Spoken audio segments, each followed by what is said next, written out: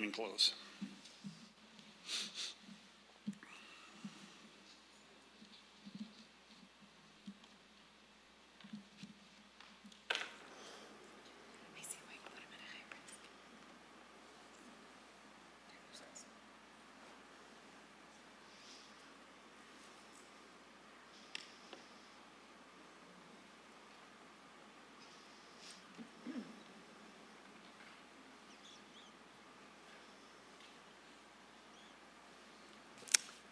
Hello, everyone, and good evening. I'm Kelly Nardi. I'm Director of Communications for the City of Littleton. Thank you for taking the time to join us for our second telephone town hall. Tonight's topic is the November 6th municipal election. For this evening's town hall, we have a few people in the audience here in the City Council chamber, along with live streaming, social media, and telephone options to give voters the flexibility to choose how they want to participate. We want to hear from you no matter where you are. To get started, I'd like to explain the format for tonight's town hall. If you are currently on the phone and would like to watch the video, you can press *8 on your keypad now and receive a one-time text with a link to the stream. If you are streaming the event but would like to have the opportunity to ask your question live on the phone, you can call 888-480-3687. Again, that number is 888-480-3687. We recommend that you choose to participate via the phone or at www.littletontownhall.org, as there's a slight delay in the video stream. You can also submit questions on the city's Facebook page. Visit littletongov.org for a lot more information about our election. For the November 6th election, voters will see a ballot that is very full with local and statewide questions. The City of Littleton has 6 questions for voters to consider. We want to hear your feedback on these questions. For those of you on the phone, please press *3 now if you've got a question. A screener will collect your information, and you may have the opportunity to ask the question live. Again, that's *3 on your keypad to ask a question. If you're online, you can type your question into the field below the video stream. And for those of you here in person, our Deputy City Manager, Randy Young, has some cards, and you can hold your hand up, and Randy will collect those. Now let's get started. We have Littleton City Manager Mark Relf joining us to give you an update on the city's ballot questions, and the city staff are here to help answer your questions. We're going to focus on question 7B from 6:30 to 7:30 p.m., and then we'll spend the last half hour on the 5 charter amendments. For those of you on the phone, please remember to press *3 if you have a question. And if you're watching on Channel 8 and want to ask a question, or if you're listening on the phone and want to see the video, please register at www.littletontownhall.org. So I'll turn it over now to Mark Relf, our City Manager. All right, Kelly, thank you very much, and to everyone watching and listening as well. I'd like to introduce our experts who are here to ensure that you get the most accurate answer to your questions. They are Finance Director Tiffany Hooten, our Public Works Director Keith Reister, our City Clerk Wendy Hefner, and we also have South Metro Fire Rescue Chief Bob Baker and Littleton Fire Rescue Interim Fire Chief Jeff Tasker. We also have our Mayor and Council who are in attendance and will be listening to what people have to say. And we'll hopefully have a great evening here. I'm actually looking forward to this. I realize the Rockies are playing at the same time, and they've made a comeback, but I'm hoping that people will stay engaged here. So let's start with ballot question 7B. We've got a video that will help explain the issue, and we'd like for you to listen and watch it now, please. Exceptional fire services, needed street improvements. South Metro Fire will begin providing fire services for Littleton in 2019. Now voters will be asked to approve inclusion. Here's what you need to know. Why now? Long-standing partners are moving on, and a standalone department is not feasible. Stations will decrease from 9 to 3. It's an opportunity to improve streets and improve fire services.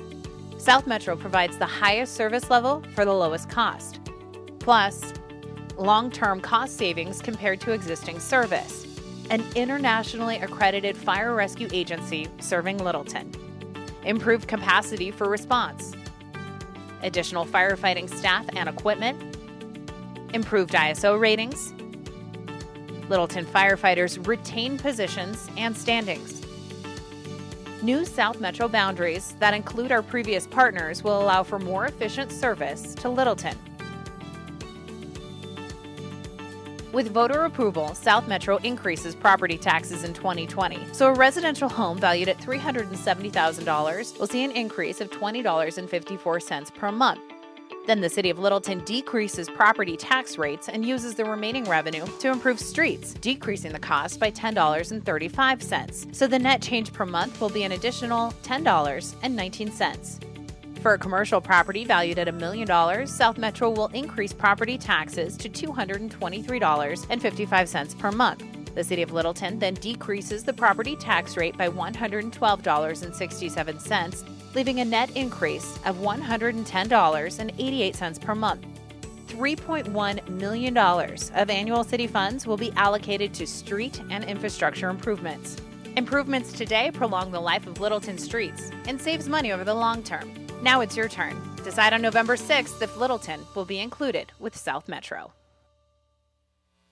Okay, thank you very much. So to reiterate, a vote for inclusion into the South Metro Fire Rescue District means that South Metro will increase your property taxes beginning in 2020.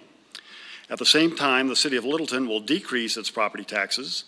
$3.1 million of city funds will automatically be dedicated to street maintenance each year. Residents will have voting rights in future South Metro elections and decisions. And homeowner insurance rates could be reduced due to South Metro's ISO rating, which we'll talk about a little later here, hopefully. A vote against 7B, against inclusion, the city must pay then for South Metro using general fund reserves. There will be no additional funds for street maintenance. The City Council will need to make tough decisions and prioritize city services to determine what to cut and what to fund. By 2022, the city will approach minimum reserve levels and will need to have significant cuts in place by the end of the year 2020. So with that background, I think we may be ready now for our first question. So Kelly, what do we got here? Well, I would remind our callers on the phone press *3 if you have a question. We've got some questions about the ballot questions, but we're going to save those for the last half hour. So Mark, I would just like to ask you, how did we get here? Can you tell us a little bit of the history? Okay, I think I may start that conversation. That's a typical question we've been receiving here. And I may look to our guests behind me, our two chiefs here, to maybe add to that a little bit. There's been a real long history here of a partnership that the city has had with Highlands Ranch and the Littleton Fire Protection District. So these three entities, this arrangement goes back, I believe, nearly 40 plus years in some. And recently here, our two fire partners, Highlands Ranch and the Littleton Fire Protection District, gave notice at the end of last year and decided that they were no longer interested in the partnership with the city of Littleton. And so they had a vote. Those two partners here earlier in the year, and so their residents approved them to go into the South Metro Fire Rescue District. And so now it's the City of Littleton's turn to decide what are we going to do for our next step. Our City Council back in April of this year, and really prior to that for several months, actually looked at several alternatives trying to decide what was perhaps the best alternative for us. So we looked at all sorts of options, including standalone, West Metro, City and County of Denver, and decided that the best, highest level of service for the most reasonable cost was with South Metro. And so we signed an agreement with South Metro, and we are now, our fire service will be merged with South Metro here by the end of the year. So I'm looking at our two chiefs, if you have anything to add to that, but that's okay. I think we're probably good on that question, it looks like. We have a question from Dominic, who says, I thought the inclusion was already set. I thought we were just voting on the funding of the decision the council made already. Well, I think that's, and then again, another typical question, what are we voting on? So it is correct that the council has made a formal decision to merge our fire department with South Metro. So the vote here in November is about how to pay for this. So if you vote for inclusion, then it's an addition to the property tax, again, as we were talking about earlier, where South Metro would increase their property tax, and then the city of Littleton would lower. If you vote against the inclusion, then it would not be funded by property tax, and it would be funded by the city's general fund, general revenue that the city requires. Okay. We have an online question from Todd.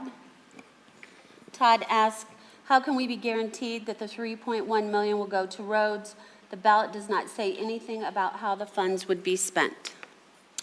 I think I may ask perhaps first our Public Works Director to talk a little bit about the 3.1, and then maybe Tiffany Hooton, who can talk about the ordinance that the City Council passed immediately after approving the contract with South Metro. Good afternoon, Keith Reister, Public Works Director. $3.1 million would be a huge boost for our road budget here. We currently have been spending on average about $1.5 million, and we need about $4 million a year to just keep up with our pavement maintenance and keep our infrastructure in great shape for the citizens here. And we've got some catching up to do, but with that extra revenue, it'd be a huge boost for us to do that. As far as ensuring that the City of Littleton is going to dedicate the $3.1 million each year to road improvements and street improvements, Council did pass a resolution earlier in the year that affirms that their direction is that they will dedicate the $3.1 million annually. We've already incorporated it into our 5-year financial plans. And with that resolution and the approval of that by council, that again reaffirms that we are dedicated to spending those funds on those purposes. Okay. And I remind our callers on the phone to press *3 if you would like to ask a question. And that at this point in time, up until 7:30, we're going to limit the questions just to ballot question 7B, which is about fire unification. The next question is, why did the City Council decide it wanted to devote $3.1 million to streets? Well, I think I'll probably look to our Public Works Director again here, but I think I may start a little bit with this because in the very beginning, I was still the Public Works Director at the time, and we were having a fair amount of conversation here with our City Council and our community about the need for street maintenance. And so that's really how the conversation got started. We did a pavement assessment here back in, I think, 2016, where it clearly pointed to the issues of a far greater investment that was necessary. And so maybe I'll ask Keith Reister to talk about why now. Why is the street maintenance so important at this point in time relative to the condition of the pavement? Yeah, we're with some underspending over the years, we've fallen to a point on our pavement scale where we're at a point now where we can do maintenance activities, pavement overlays and slurry seals and chip seals. If we don't address the streets as they are now, they'll continue to decline, and we'll get to a point where we can only reconstruct the streets. We can't do maintenance on them. And the difference with that is you can do several miles with pavement treatments for maintenance. Once you get into reconstruction, you're about $1 million a mile, and your dollars certainly don't go anywhere near as far. I think, too, the other thing I would add is that, we do a citizen satisfaction survey every other year. And for, Kelly, you might help me with the specifics of this, but probably for at least the last 3 cycles of that survey, this has kind of stood out as one of the highest requested issues, highest importance in our community, was street maintenance. It is. It is the highest of importance from the 2018 survey, and that's a number that has been steadily increasing since 2012. Okay, thank All you. right. Our next question is, why is a standalone department not feasible? Well, we had a fair amount of conversation with that. I think I may ask our interim fire chief, Jeff Tasker, to perhaps talk a little bit about that. Hi, everybody. The reason a standalone fire department couldn't work is for a couple different reasons. Operationally, we've cut our resources by 2/3. So with our spending, the way the partnership worked in the past, one fire department worked with, we had 9 stations with multiple resources, 15 to 16 resources. A standalone fire department would only have a minimum of probably about 5 resources, and we wouldn't be able to put an effective response force on a fire call. So typically, for a residential house, structured fire house, we send 4 engines, a ladder truck, a medic unit, and a chief officer. We wouldn't even be able to assemble a fire force for that fire without outside resources, dependent on auto and mutual aid, which can vary from chief to chief in different organizations if they want to give auto aid automatically. So, and then the cost of it would outrun what we currently pay now with a 9-station fire department with a 3-person fire department. So it's really about it's an operational level thing as well. Did you want to add to that, Chief Baker? Okay. All right. The next question is, a no vote still means we are partnering with South Metro. Can you explain inclusion versus contract and why that matters to citizens? Well, I think what the vote for inclusion, I may look to Chief Baker here to help us as well, but for a vote for inclusion then means that you have a direct voice, a direct connection between yourself and the district itself. So you can participate in future elections, votes for whatever it might be, if you're included. Now, by contract, the city will still be looking to South Metro to provide those services, but then the city then is the one who'll have to pay for that out of, again, the general resources here of the city. So the service will be the same, but this is where the challenge becomes, is by contract then, we, as the city, view fire service as probably one of the key services for any city. And so that will be the priority. Unfortunately, we can't afford to simply just add that additional cost for that contract without looking at a reduction in other services and programs across the entire organization. And so that's why we say if it's paid for by the city under general fund or the general resources, it's just a simple fact. We don't have enough money to pay for that over time. Something will have to be removed from our budget.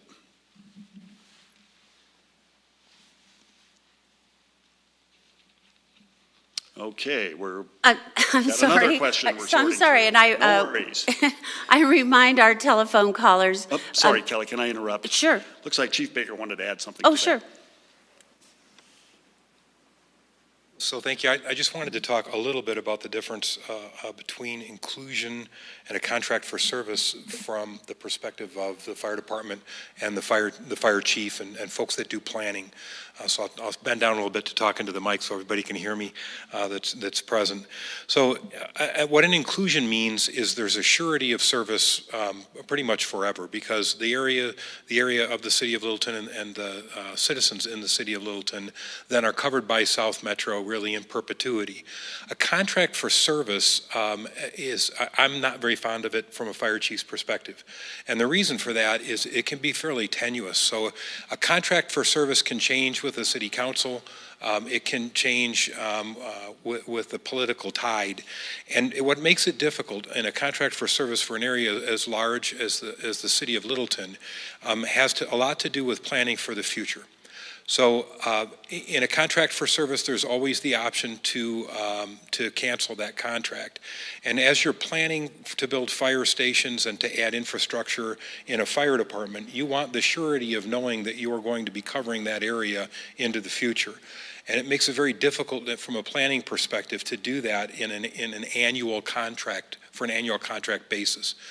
One of the reasons that Denver now covers the city of Englewood, but it's under a contract for service for 20 years. And the reason for that is the fire department has to be able to plan to take very good care of the citizens that we're responsible for. And it's very difficult to do that planning when you have just an annual contract from year to year. It's not a relationship that certainly is preferred from South Metro's perspective. It would only be an interim step toward inclusion, at least from our perspective. Thank you, Chief. Mark? I want to add to that. I think the chief makes an excellent point, because if you go back and look at the fire partnership between the city of Littleton, Highlands Ranch, and the Littleton Fire Protection District, we had done a master plan, and so we had goals to try to achieve a higher level of service. But I think that's in part why our two partners decided to leave and to go to South Metro, is because of the financial struggle the partnership had, and recognized that South Metro, quite honestly, was a much more stable, long-term approach to the fire service. So I think it's an excellent point that the chief raises. Thank you. Our next question is a follow-up from Todd, who asked a question earlier online, and his follow-up is, can a resolution by City Council be changed by City Council whenever they want? If that is the case, then it isn't a guarantee. Was that an ordinance or a resolution? Okay. It's true. I think a future City Council could modify that. I think that, in my opinion, politically, that would be probably very, very unlikely. This level of commitment that we're making here, I think the City Council clearly understands that this is a substantial investment that we want to make into our street system. And in order to really kind of reduce our property tax, we're trying to lower the ultimate impact to the residents here for the fire service. So this, in my opinion, while a future City Council could somehow change or modify that, I think that is politically very unlikely.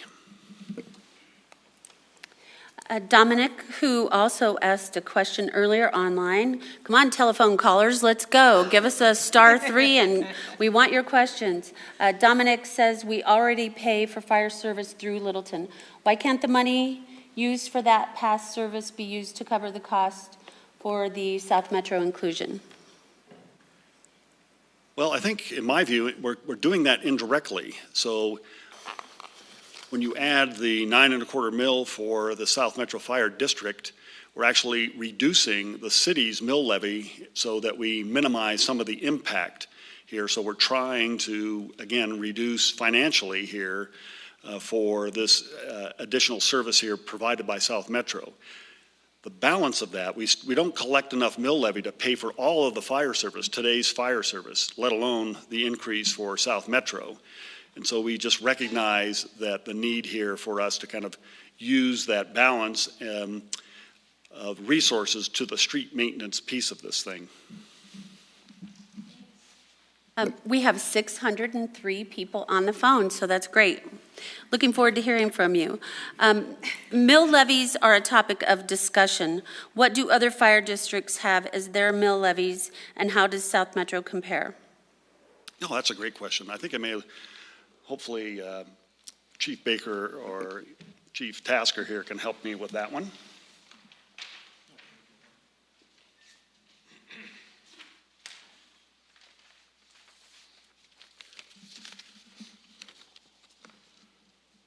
So I'll provide a little bit of context first. So generally, a city fire department, a municipal fire department relies on sales tax in order to fund services, and a fire district or a fire authority relies on property tax to provide services. So South Metro's property tax is made up of residential and commercial tax base. One of the reasons why South Metro is a very sustainable solution is that we have a very good mix between residential and commercial tax base. South Metro covers the Denver Tech Center, Compark, parts of the Inverness Business Park, a good deal of unincorporated Douglas and Arapahoe County commercial area. So that mix of commercial property tax with residential makes us a very sustainable organization. And as a contrast, other departments that are based more generally, their property tax revenue is based on residential property tax, have a much higher mill levy rate than the 9.25 that South Metro has. In fact, South Metro, I believe, has the lowest mill levy rate of any paid fire department in the state of Colorado, and by a long shot for some fire departments. So for example, West Metro is at 13.39 mils. Castle Rock is at 10.1 mils, and they're augmented by sales tax on top of that. Franktown Fire is at 13.02 mils, and they're a combination fire department, not a completely career fire department. Larkspur Fire Department, 19.12, Arvada, 14.71, Poudre Fire up in Fort Collins, 10.6, Cunningham Fire Protection District 14.6, North Metro 15, Adams County Fire Protection District almost 17 mills. So a mill levy assessed for property tax for a special district that's generally residential is always going to be north of 10 mills. Again, the advantage to South Metro is that the mix between commercial and residential is there's a more significant commercial tax base in South Metro that helps to balance that out, and so that's the answer to a comparison of other departments that are paid fire departments in Colorado. With a larger district, we hear about staffing changes and resources moving out of Littleton. What will it look like in 2019? Actually, to the contrary, in 2019, our staffing automatically goes up. We've already identified through some of the when we were evaluating what the system will look like next year. So all of the stations currently in the city of Littleton, all 3 stations, their staffing will increase to 4-person engine companies. We're going to add a brush truck to Station 19 out in the Trailmark area. So we're actually increasing the resources to the city January 1 of 19.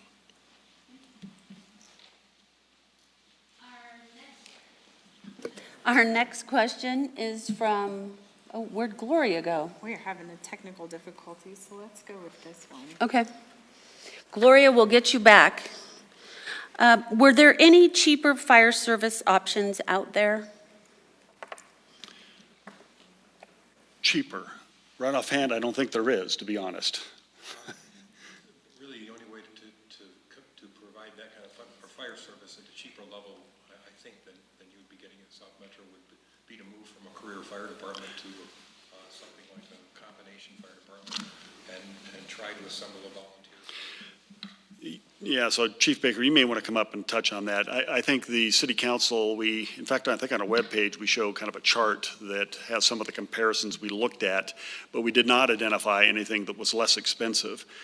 But I think Chief Baker kind of makes the point, or if you really were looking for something substantially less expensive, it would have to be a combination of volunteer fire department as well as kind of staffed employees. And that is an option, quite honestly, we did not look at. I'll just, I think the city council recognized once again that a fire service, a fire and EMS service here for a community is probably one of the most important services any city can provide. And we've enjoyed a high level of service, quite honestly, for several decades, and the council did not want to compromise that level of service. This is just too important for us to be looking at some kind of a volunteer methodology here for fire service. Okay. Oh, looks like Chief Baker's got something to follow up on. So it's just a perspective issue. The fires, what you pay in taxes for fire service helps to reduce your insurance rates at both for businesses and for residences. So an ISO rating, or Insurance Service Office, rates fire departments from 1 to 10. 10 means you don't have a fire department, and generally not a municipal water supply system either. So a rating of a 10 means that you're going to pay the highest insurance rates as possible for your residence or your business property. An ISO rating of 1 means you're going to pay the least amount for insurance, property insurance for business and residences. South Metro is an ISO 1. And if you were to move to another sort of methodology, like a combination fire department or a volunteer fire department, there's no way for you to maintain an ISO rating of 1. There's a very significant difference between insurance at an ISO rating of 10 all the way down to an ISO rating of 1. And so the cost in property tax that you pay also has to be looked at in terms of what it limits your costs in insurance. And the two are both ways that you're paying to provide protection for your home in the event of a catastrophic fire. One in insurance if you have one and you have no fire department, and another in property tax to make sure that if you do have an event at your home, whether it's a fire event or an EMS event, that you've got quick, responsible, competent, compassionate people that are showing up to your home in a relatively short amount of time. So that's a thing to take into consideration as a property owner, whether you're in a business or a residence, is what is your savings in insurance to be at an ISO 1, and South Metro is an ISO 1 rated. Thank you. We do have Gloria's question. Gloria is from the Southbridge neighborhood, and she wants to know, what years are people paying for what? I thought the city was paying South Metro in 2019, and the citizens would pay in 2020. Yes, because the property tax is actually collected in arrears. In this particular instance, if the inclusion vote here in November is positive, then the city of Littleton will have to pay by contract for the first year. And so the actual property tax that's collected by South Metro will be in January of 2020. And so that's why there's kind of a year delay for the actual cost back in property tax to our residents and business owners. I remind our telephone callers to press *3 if you have a question you'd like us to have you ask it live. The next question is, are there other options to pay for the service besides through increasing property taxes? Well, I think we touched on that a little bit here previously when we talked about if we don't go to South Metro, then really there isn't another option here that's viable for the city here other than doing some kind of a contract.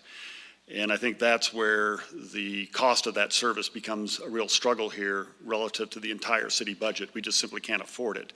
So we did look at other service options, and again, we touched on that, and I would refer you to the web page so you can kind of look at some of the other entities we did look at. But no, there really isn't another option here for us to consider, in our opinion, that is at the same high level of service and at such a reasonable cost. What does street maintenance have to do with any of this? Well, I think it was a conversation that the city council had at a retreat where we were talking about fire service, and quite honestly, a whole host of things that we were looking at when we would talk in terms of financial sustainability of our community long term. So fire service was one issue, and quite honestly, street maintenance was another. So I think our city council is trying to respond to what we see in the citizen satisfaction survey. So this is why the council tagged on to this fire vote, the need for us to commit this city, this organization, to the community's desire to address street maintenance. And so it was an opportunity, again, for us to kind of dedicate that kind of revenue long-term to the fix of the street maintenance. Okay. Todd has submitted a question online, and he says, what is the ISO rating of LFR? Chief Tasker, I might ask you to, I'll let you explain that. Yeah, 2 years ago, we were reevaluated by ISO. We went from a 3 to a 2. And Chief Baker, I've heard you tell your own story about your own homeowner's insurance because of the ISO rating. Would you mind sharing that? So South Metro Fire moved from a 3 to a 1. So it's not as significant as moving from, it's more significant than moving from a 2 to a 1. But my own personal home, when I called our insurance agent and told them we were an ISO 1 and we were a 3, it changed our insurance costs right around $230, I think, or $235 a year, which is a significant savings for us for insurance. That's just my own personal story. Sure. Thank you. Chief Baker, don't go away. We hear a lot about South Metro's philosophy of taking care of employees. What does that actually mean? So South Metro is deeply committed to our citizens, and one of the things, the tenets of our organization really should be for any organization that's in the public sector, law enforcement organizations, public sector organizations, road and bridge, is taking care of our citizens like family. We really truly believe that, and what I tell our folks is that our goal is to take care of the men and women that work for South Metro like family, so that they can take care of your family as if they were their own. So what it means in practicality is we strive to be a workplace where people want to be. And I think we do a pretty good job of that. Usually we have a hard time not finding people to apply for the fire department, but we have a hard time weeding through the 1,000 or so applicants that we get for firefighter positions to try and find the best and brightest 25. So we have a very, I believe we're an employer of choice. We have a very competitive pay and benefits schedule. We do some other things that are really probably, at least in my mind, maybe more important than salary and benefits. We have a fitness and wellness division that I think is unrivaled, certainly in Colorado. So we take care of our folks if they get injured on the job. We take care of our folks if they get injured off the job. We really do try to make sure that our firefighters and our staff people are in a position where they can focus on taking care of our citizens and our communities as opposed to worrying about their employment conditions. So I could talk for an hour about South Metro and some of the ways that I feel like we do things very innovatively to take care of our employees. I could give you one other example. We value education because our communities value education. It's one of the things that's very important to many of the municipalities that we serve. And so South Metro has educational differentials that they pay if folks achieve associates, bachelor's, master's, and PhDs. And I think we have about 85% of our will-be, bless you, our will-be almost 700 employees that have attained a college degree. And that's pretty significant for a workforce that's generally viewed as being a little bit more blue-collar. Thank you. We're going to take a live call from Nathan. Nathan lives on South Gallup Street. Nathan, go ahead.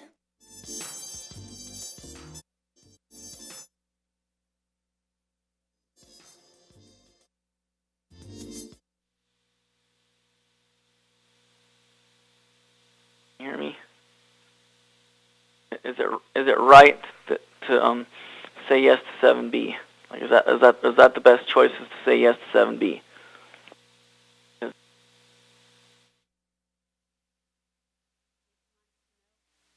Nathan wants to know if it's the right choice to say yes on 7B. That is up to each individual citizen that votes. So that's the purpose of our evening here for our town hall, is to provide as much information as possible so that you can make an informed and educated decision. But it is up to you to decide. And we have a question from our audience here in the City Council chamber. The question is, what, in your estimation, would be the ISO rating if only Littleton Fire would provide service with 3 stations? That would be very difficult to try to address, but I may, it'd certainly be less, I would assume, that what our current 2 under the fire partnership. Go ahead. Yeah, I'm going to give that a shot. So one of the advantages, and let me back up a little bit for context, it's a best-in-class practice for fire departments to consolidate. That's recognized by the Insurance Service Office. It's recognized by the International Association of Fire Chiefs, International Association of Firefighters, the Center for Public Safety Excellence. All of those organizations that talk about best-in-class for fire departments talk about consolidating resources. It's actually one of the things that Littleton did very well for about 70 years. They did that with Littleton Fire Rescue in partnering with Highlands Ranch Metro District and Littleton Fire Protection District to keep costs down. Because that partnership agreement has gone away, for Littleton to stand alone, the only way to do that at the cost that they would be paying, for example, for service at South Metro, would be to somehow pare down the service levels to a level that was sustainable just parochially by South Metro. It probably would look like maybe 2 engines and a tower unit and maybe a single medic reunit instead of what we're looking at is upgrading some staffing and adding another medic unit. So you'd have to be able to, you'd have to reduce the resource level and the cost to be able to afford it. The other thing that plays really heavy into Insurance Service Office's ratings is mutual and automatic aid with other fire departments. And so some of it would depend on whether or not the city of Littleton would be able to enjoy a healthy automatic and mutual aid agreement with these certain neighboring fire departments. Well, right now, there is no automatic aid agreement with the Denver Fire, and there's no automatic aid agreement with West Metro Fire, and that's two of the bordering agencies around the city of Littleton. So one of the reasons why the city was able to enjoy an ISO rating of 2 is because it had a partnership agreement with Highlands Ranch and Littleton Fire Protection District, and it had the resources of a 9-station fire department to put up when Insurance Service Offices is rating how a fire department would be able to handle a major incident. Not having those additional resources and moving to a 3-station fire department with no automatic aid all the way around the city would have definitely negative impact on their ISO rating. I don't believe they'd be able to maintain a 2, but I'm not an insurance rater, so I wouldn't be able to tell you where it would move to. But certainly it wouldn't move. They wouldn't be able to move to a 1, and I would be real suspect as to whether or not they would be able to maintain what they currently have. Thank you. And I would remind everybody, we've got about 15 minutes left for questions about ballot question 7B. So anyone in the audience, if you have a question, now's the time. And everyone on the phone, please press *3 if you want to ask a question live on the telephone. We are going to go to Dominic, who submitted a question online. Thank you, Dominic. Can't the city make cutbacks, i.e. block parties, meet, greet, and eats, etc., to cover the additional cost? Well, first, thank you, Dominic, for sticking with us and making sure we get plenty of questions, so I appreciate that. So, you know, I think this is, we've had a little bit of conversation with the City Council here recently in our budget process where we did talk about kind of the relative impact if there was a negative vote here for inclusion. And so we did provide a financial plan for that. And unfortunately, the significance of the amount of money, well over 1.5 million, looking at our finance director as I say that, confirm that, but that amount is going to take deep cuts into this organization. We cannot look at simple things like Dominique was suggesting, where we do have grants for block parties and trying to build a sense of community within Littleton. We certainly would be looking at those things, but we're talking about changes like closing the library or closing the museum or cuts across public works and the police department. So the significance of 1.5 million is deep. Thank you. Our next question is, will Littleton firefighters keep their jobs? Chief Tasker, I think I'm going to let you answer that one. Yes, in our talks over the last 2 years, 18 months or so, everybody will keep their job, everybody's in good standing with their rank, and everybody's taken care of going over. You won't see any changes. Thank you. How do we know response times will be better? Chief Baker, maybe you could address that a little bit. I know you guys have had a fair amount of operational discussions. Sure.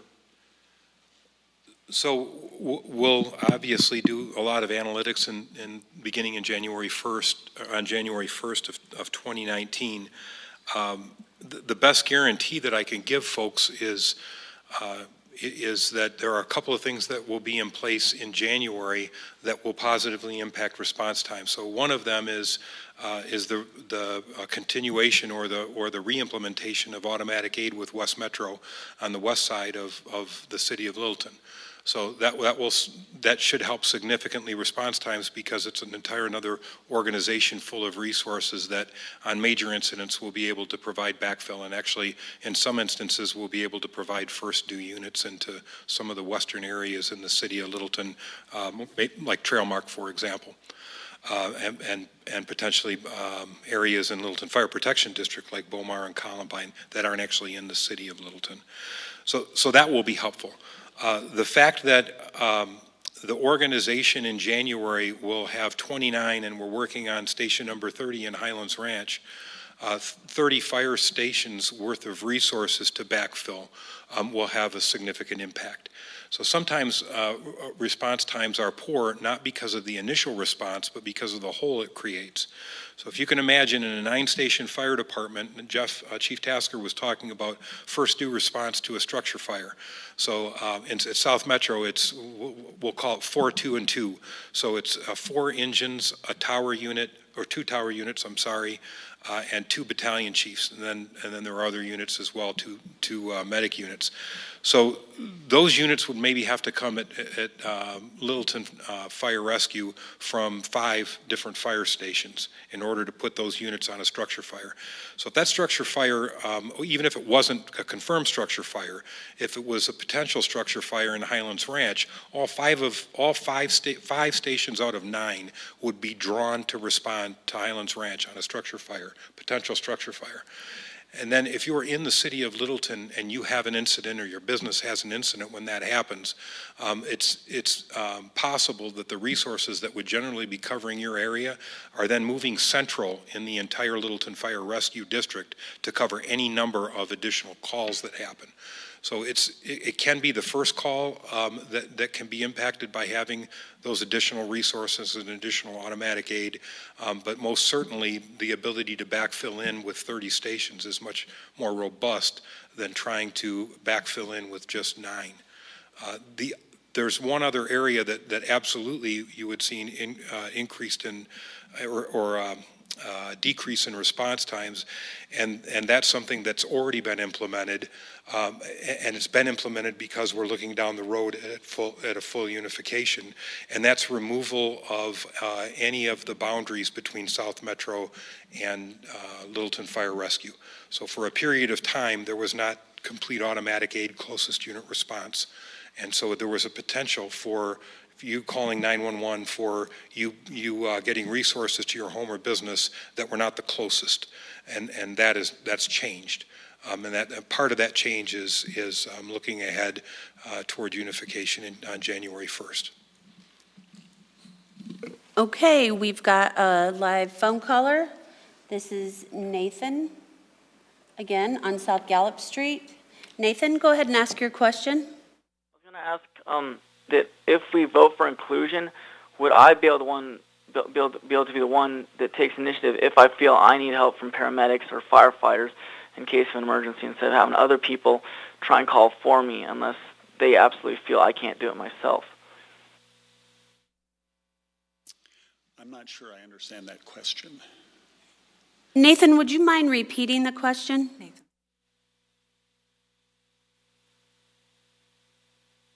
We'll try that again.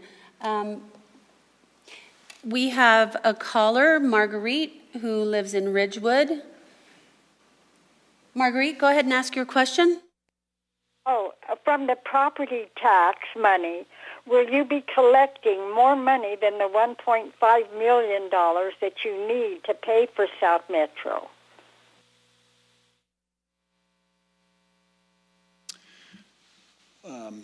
No is the short answer. I just want to make sure I understand kind of the question there. So maybe Chief. Sure. So South Metro Fire Rescue is the way that a special district works is it assesses the same property mill across all jurisdictions. So 9.25 is, in colloquial terms, kind of the cost of service across all of South Metro.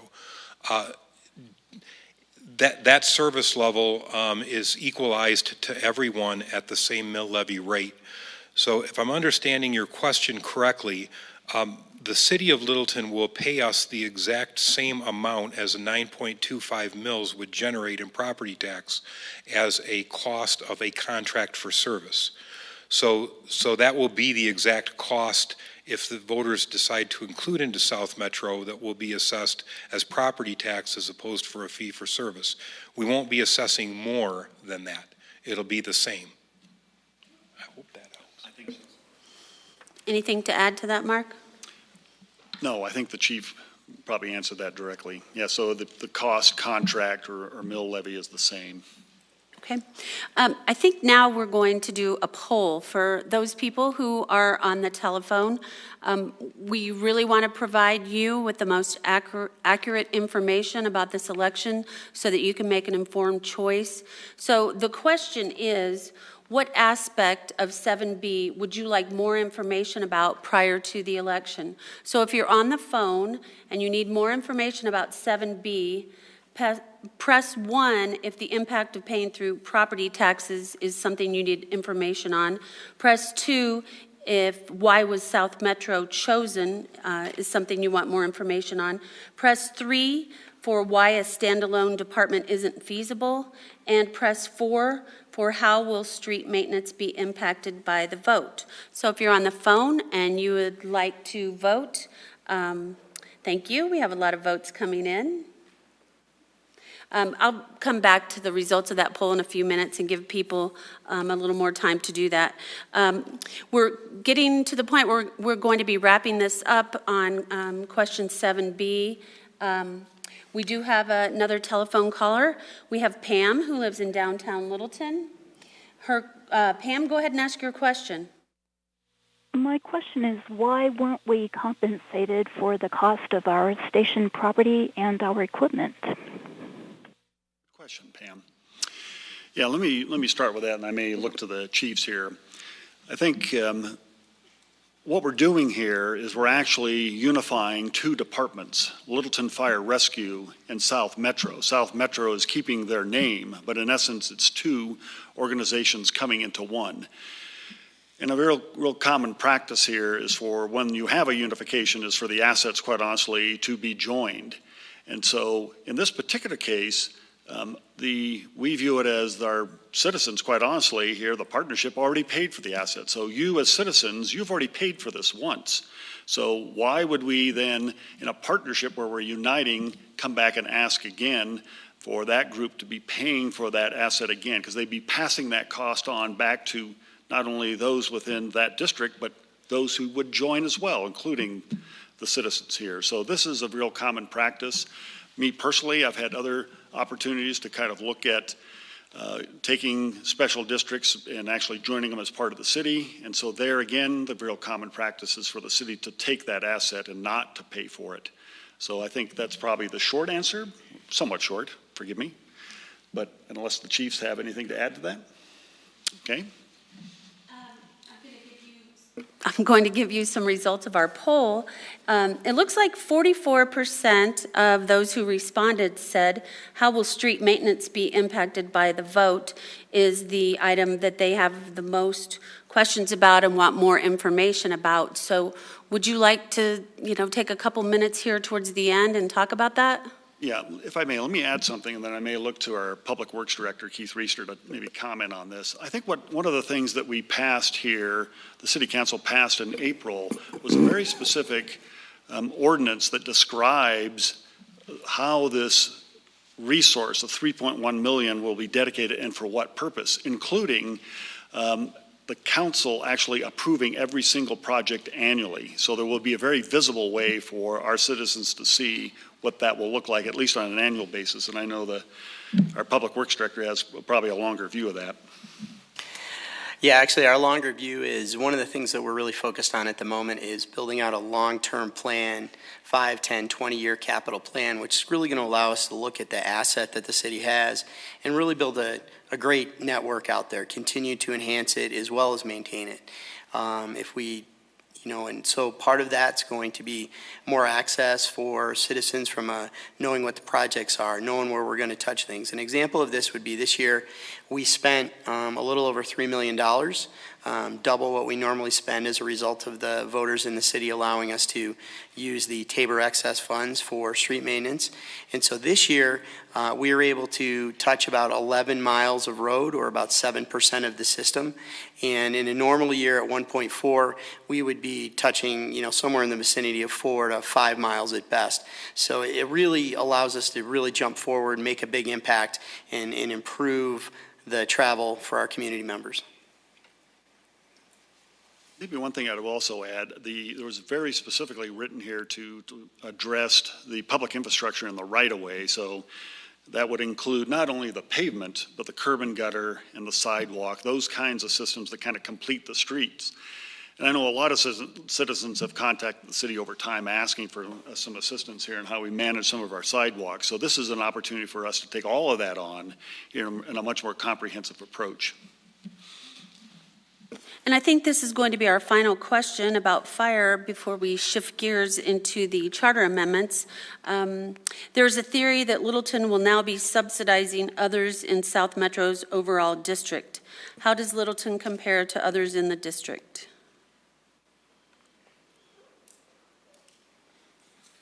Let's see if Chief Baker can address that.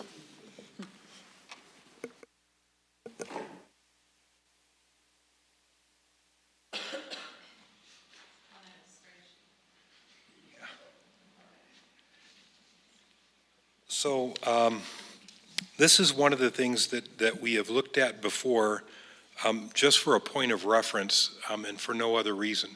And it's I can give you the exact answer, but I need to give you some context around it first. So a city like Greenwood Village that has a lot of commercial tax base is going to pay a higher amount because of the assessed valuation on commercial is higher at 29% as opposed to residential is about 7.2. They're going to pay a higher amount towards fire service because they have a larger amount of commercial tax base. So it could be looked at as if Greenwood Village is subsidizing other cities around them. Now, the mayor of Greenwood Village is Ron Rakowski, and what Ron Rakowski understands is that he could never stand up a fire department in Greenwood Village, even at the increased assessed values that they have for commercial, because it would have to be able to provide service to 23-story buildings like Plaza Tower 1 in Greenwood Village. So, for example, in Greenwood Village, the assessed valuations are about $1.165 billion. And that assessed valuation at 9.25 mill levy of 9.25 for South Metro Fire Rescue yields about $10.8 million in revenue. Now, Greenwood Village, that's the percentage of revenue toward the overall revenues for South Metro due to property tax is about 10.7%. So I'm looking ahead to January 1st as if Littleton is part of us. So there's about $100 million in property tax. Greenwood Village pays about $10.8 million of that, so 10.7%. In Greenwood Village, there are 2,612 calls in 2017. The entirety of South Metro, January 1st of 2019, will run over 40,000 calls. Greenwood Village's 2,612 calls is only 6.6% of the overall call volume for the entire district. So what that means is they're paying 10.7% of the revenues for 6.6% of the call responses. That means they're paying 161% for, if you break it down into very general terms, as far as their revenues against their calls for service. They're subsidizing other cities around them. If you look at the city of Littleton in this particular model, the city of Littleton will generate from $850 million worth of assessed valuation around $7.85 million. So 7.85, under $8 million. That's about 7.8% of a $100 million revenue stream for South Metro. In 2017, Littleton Fire Rescue responded to almost 5,000 calls in the city of Littleton. In the overall fire department, that's 12.5% of the call volume. So city taxpayers will pay 7.8% of the revenue to fund the fire department, but receive 12.5% of the service. It puts them at about 62%. So what that means is that in the city, if you're a taxpayer, you're paying for about 62% of the cost of your service. The reason for that is because other municipalities and unincorporated areas of Jefferson, Douglas, and Arapahoe County are paying more than that. That's okay because it's a special district, and what ends up happening is for calls in Greenwood Village that are less frequent, they're also oftentimes more significant. So if Greenwood Village has a call in a high-rise area, or they just had one on I-25, if you drive I-25 and they had that tanker accident, that's going to require more resources than the city can pay for. So some of those resources come from Littleton, maybe a Littleton fire station, maybe a Town of Parker fire station, maybe a Lone Tree fire station, to be able to augment or subsidize that particular response.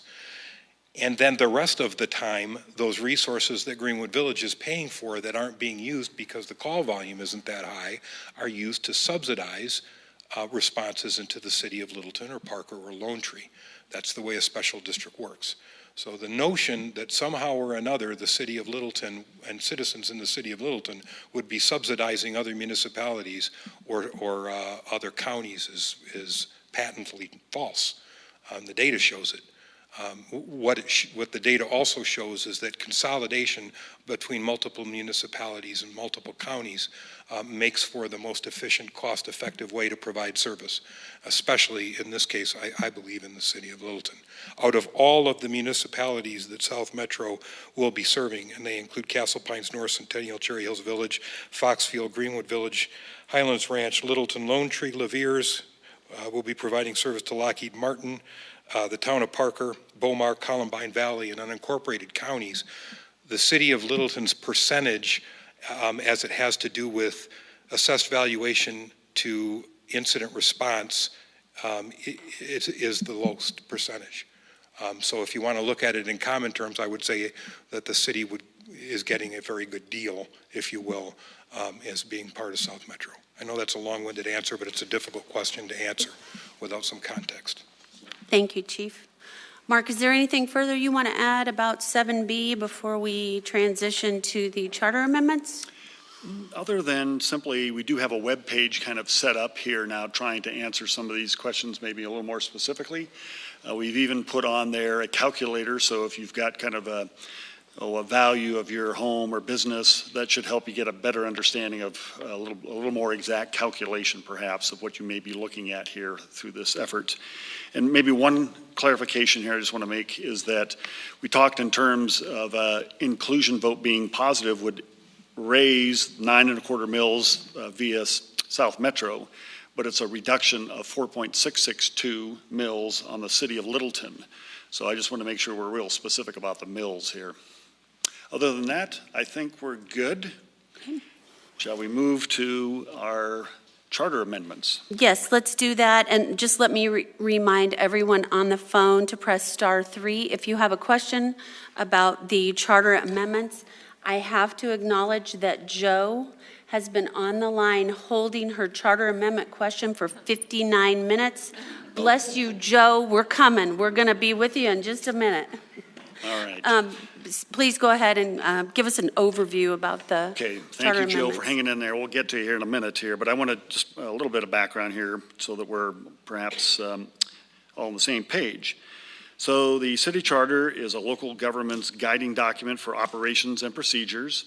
Littleton's was created in 1959, and it really has served us well over all those years. Routinely, though, the document needs to be updated to keep current with all sorts of kind of current issues, practices, laws, regulations. Often these changes are considered housekeeping, but sometimes they are significant. So let me just kind of summarize the questions we've got. Question 3A asks to combine two separate sections on qualifications of council members and removes language about judicial, which exists elsewhere in the charter. Question 3B updates language related to the city attorney that more accurately reflects current practices. Question 3C further recognizes the judicial branch as a separate part of city government. Question 3D grants the City Council the ability to delegate the responsibility of managing licenses to the city manager, considered more of an operational practice. Question 3E expands the permitted reasons for City Council executive sessions to include appointing, evaluating, or disciplining the city manager, city attorney, or municipal judge. Those are the three appointees of the City Council. Buying or selling property, receiving legal advice from the city attorney similar to how individuals would meet with their own attorney. This amendment would bring Littleton in line with Colorado best practices. So that's a summary of our charter amendments. So I'm looking at Kelly. Should we go to Joe or let her hang in there longer? Let's go with Joe. Okay, Joe. sorry, Joe. Thank you for being there with us. I have, when I read these, it is just so, it just leaves me hanging. For instance, let me give you an example. It says here that it updates language related to city attorney to more accurately reflect current practices. I don't know what the current practices are. How am I to make a wise and discerning judgment on these? And then one says it grants city council the power to delegate responsibility of licenses to the city manager. I don't know what licenses those are. It doesn't specify. I have the newspaper. I look through that. It just seems like they're so ambiguous for me to make an informed decision. Appreciate the challenge there, Joe. I think many times with ballot language, it's hard to kind of add examples. So I think that's in large part perhaps what you might be asking for, is trying to understand in some level of context what that might mean. So I'm looking at our city clerk, Wendy Hefner. Perhaps you could start to address maybe a couple of those issues. Licensing, for example, is probably one that would be, I have some examples if you don't. I do have a couple of examples. Hello, I'm Wendy Hefner. I'm the city clerk. And one example for you is that all other licenses are done through the city manager's office. Liquor licenses, if there's anything that he needs to sign on that, he's responsible for them. They may not come through his office, such as building permits, licenses for contractors, any of those licenses. These revocable permits, it's a administrative operation. It's not something that should be in our charter, because it's harder. It's just like it is harder to change your constitution, which this is our constitution, basically, and it should be harder to change your constitution than it is to change your code. And the code is done through ordinances and resolutions, and we have to go to a vote of the people for the charter.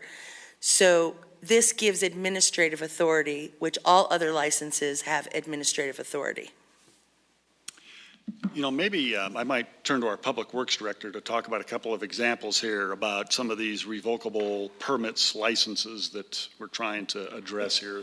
Rather than have the City Council approve this, which would be awkward, is just continuing the pattern, as Wendy touched on here, would be more administrative process. Yeah, we have a lot of permits that go through everything from right-of-way permits to licensing for small cell operators to make your phone service better. All of those things right now have to work through the process. If a business comes in or a property owner comes in to work through that process, if it has to go through council, you know, you're looking at least 6 weeks or 8 weeks to get through that process. If we move this to an administrative function, that drops to perhaps even a day or a couple of days to make that happen. And so those are the kind of things that we talk about when we look at this area. Yeah, so I appreciate Joe's question here, kind of difficult to understand exactly some level or context behind this. So truly the licensing request here for a charter change is to move it more back to the city manager or the administration here for typical approval, like we do with, quite honestly, most of our other licenses opportunities. And it is a very common practice in other cities. Our charter simply has just limited us, and this is just trying to bring it up what I would say a more standard and common practice in our state. So I'm also looking at our clerk maybe to take on Joe's other question she had about practices of the city attorney here. I'm sorry, just which question is that? That. I'm sorry. B? 3B. Okay. So 3B, it updates the language related to the city attorney and his or her role. And what this is doing, it's taking two sections and moving them into one section because they're split apart. and I'm not sure why they did that originally. It consolidates all the duties of the city attorney into one section. It removes the qualifications language, which is more appropriate for placement in the city code. It updates the language regarding assistance to reflect the current practice of employing a deputy city attorney, which we don't really have assistants, we have a deputy city attorney, correct? Yes. Yes. Okay, and it clarifies the section selection process for outside counsel and its funding through the annual budget process. If they have to hire like a water attorney or someone outside a special counsel for a specific item that they're dealing with, then that would all be funded through the annual budget. It clarifies that. And that these changes will more accurately reflect the current practices. And I know that you ask about the current practices. One of our current practices, as an example, is we have an assistant city attorney, and we, Deputy. say that right? Yes. We have assistant city attorney, and it should be deputy city attorney. And I would just like to let Joe and all of our listeners on the phone know that we do have a button on the homepage of our website that says election information, and there's a great deal more information about the charter amendments. So if you could check that out, Joe, that might help. It is kind of complicated, but hopefully that might be helpful to you. Just to make the best use of our time before we conclude in about 15 minutes, I wanted to ask the telephone listeners to do a poll question for us, and that might make us make better use of the time to know which questions, which ballot questions you need more information about the most. So if 3A is the one that puzzles you the most, press 1. If it's 3B, press 2. For 3C, press 3. For 3D, press 4. And for 3E, press 5. So while you're doing that, I will ask another question before we go back to the poll. Why weren't these amendments incorporated into the charter when it was created? That's a great question. You know, I think, again, I'm going to let the clerk take a run at this, but I think we've noticed that back in 1959, some of that structure, some of that process probably made sense to them. But I think over time, we're just noticing that a lot of these things just, that's not how business is done anymore. Not only for us, but quite honestly for most cities. So maybe That was perfectly answered. all right, I guess, sorry, I took the stage from the clerk. That's okay. Well, it looks like from the results of the poll, 3C and 3E, based on the results of the poll, are the two questions that people have feel like they need more information about. What about the municipal court changes with question 3C?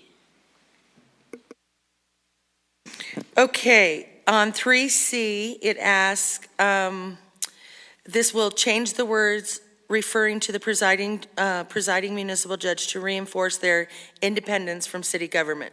Three forms of government, or three branches of government, and this separates the judicial part from administrative and basically the city council. Because even though they hire him, he needs to be autonomous. That's correct. Okay. This also will allow the presiding judge to appoint associate judges with council approval. I did hear some rumblings out there that the council wouldn't be a part of this appointment of associate judges, and that is simply not true. The council will still have the final say. And they're ratifying his appointment. And also, these changes will better reflect current practices and acknowledge separation of the judicial branch. And 3E was the other one that seemed to be where people had the most questions. Do you want to try to explain 3E? I have a really short answer for you. And I think the city clerk's got an answer here. Let's try that. On 3E, right now, the city is allowed to confer with the attorney regarding legal action for an already filed lawsuit in a court of law. They can also use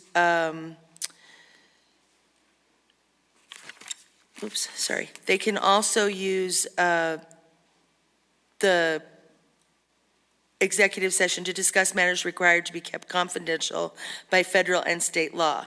And what the question is asking, there's three things that it's asking.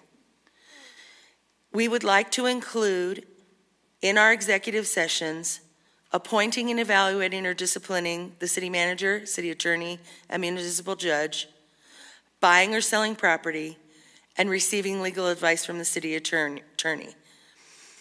So those three things are what we'd like to add. This is not an uncommon practice, and it's used as a tool, common tool by other local governments.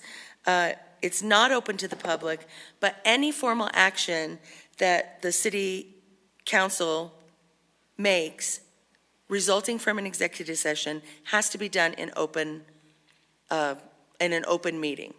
So they're not doing any of the decision-making in secret. It's all out here.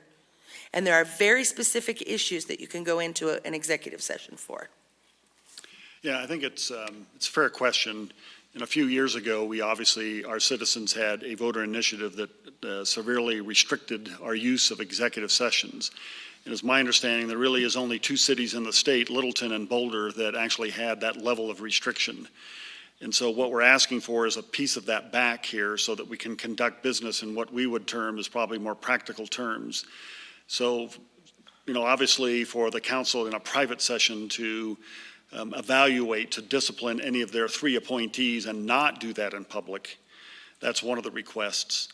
And I think that's certainly something that's important to our city council. I think too, the acquisition or discussion of real estate purchases, it's many times kind of a negotiated process with whoever we may want to purchase property from. And when you do that in open session, it's a very difficult conversation to have when you want to kind of protect what you believe is a number you want to hold for an acquisition, but you can't say it in public. And so it's just a very awkward negotiation. So I use the term of trying to play poker, but all your cards are facing up. And so I think that's kind of the awkward place and why we think executive session is perhaps an opportunity to be a little more, actually quite honestly, constructive for the city's taxpayer funds as opposed to open session. So we do recognize that our citizens here wanted to restrict executive sessions and respect that, but I think there's a few practical pieces here that we're asking our citizens to allow our organization to bring back and to manage our daily business. That I would say is probably more of the standard of operation in our entire state. Do other cities change their charter? Yes, they do. Maybe the clerk's got a little insight to that.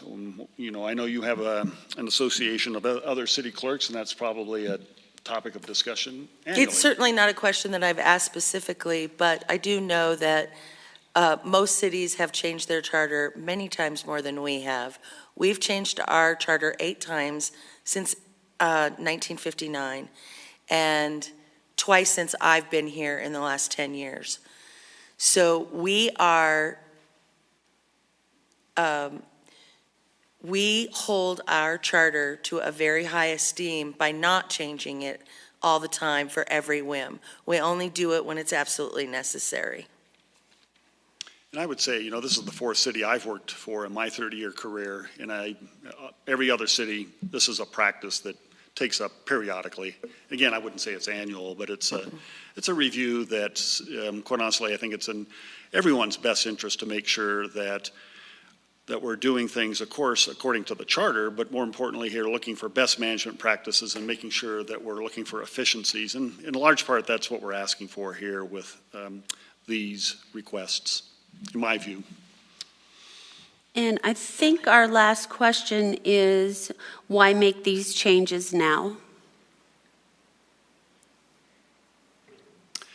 Well, let's see. I may look to Wendy as well here, but I guess, I think it's, we have obviously this November is a ballot opportunity. I think these are a series of issues that we believe from a practical standpoint would help us kind of manage our business more efficiently and effectively on a regular day-to-day basis. Do we have to actually do it this November? No.